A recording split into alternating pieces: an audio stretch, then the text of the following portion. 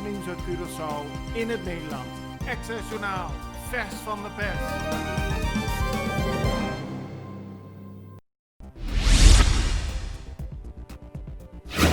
Op dit moment zijn er 18 containers vol vuurwerk op weg naar Curaçao. Dat hebben importeurs tegen de Extra gezegd. De krant schrijft dat naar alle waarschijnlijkheid de vuurwerkverkoop gewoon doorgaat, zoals elk jaar.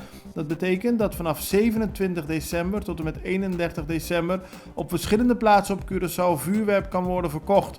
Volgens de importeurs is er veel vraag dit jaar.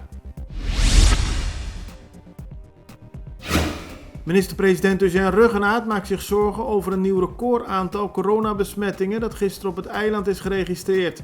Het gaat om 105 nieuwe besmettingen. Er zijn gisteren 553 mensen getest en ook dat is een record voor Curaçao. Daarmee zijn er op het eiland 869 actieve besmettingen. Er liggen 10 mensen in het ziekenhuis. Ruggenaat noemt de cijfers alarmerend. Samen met epidemioloog Izzy Gerstenbloed drukte hij de bevolking op het hart om zich beter aan de maatregelen te houden. Als we dat niet doen, komen er meer maatregelen en kunnen we wellicht weer in een lockdown terechtkomen. Bombini at El Grill and El Mexicano restaurant. Curaçao's hotspot for seafood, quality steak and Mexican cuisine. Take a Saturday night bite out of all-you-can-eat ribs, mixed grill Sunday, Monday and Thursday all-you-can-eat Mexican tacos. Join us under the orange parasols with stunning view at Mambo Beach Boulevard for a true taste of heaven. Estadushi.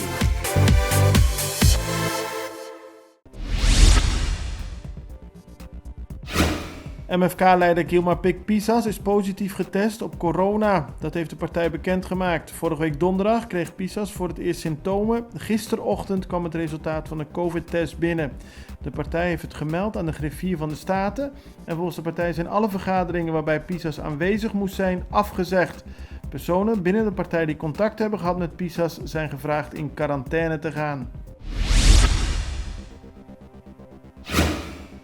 Sinds het begin van de coronacrisis kunnen bedrijven op Curaçao gebruik maken van verschillende steunregelingen.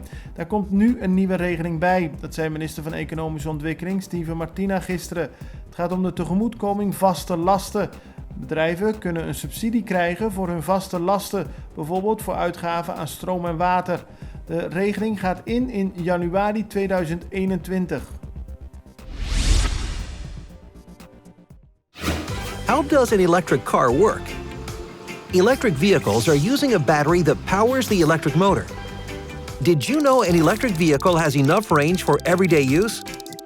Day in, day out?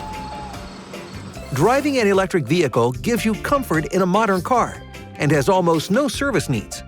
Start driving eco-friendly and emission-free. Electricity is your new fuel.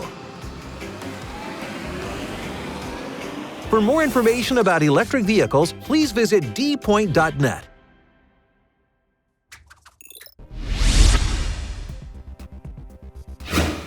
Gouverneur Lauverschool VSBO is vandaag niet opengegaan. Pas op maandag 7 december kunnen leerlingen weer les krijgen op de school.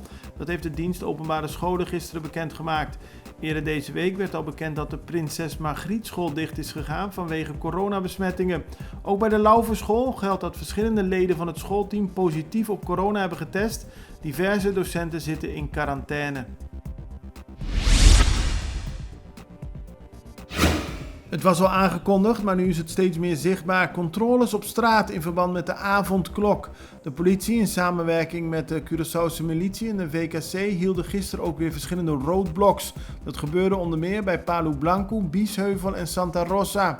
De geldende regel voor Curaçao is dat mensen zoveel mogelijk thuis moeten blijven, maar zeker na 9 uur mag niemand zonder toestemming de straat op. Het aantal besmettingen van COVID-19 op Aruba begint weer zachtjes aan te stijgen. Gisteren waren er voor het eerst sinds 11 november weer meer dan 100 met corona besmette personen. Het COVID-19-crisisteam op Aruba heeft de bevolking gisteren op het hart gedrukt zich beter aan de regels te houden.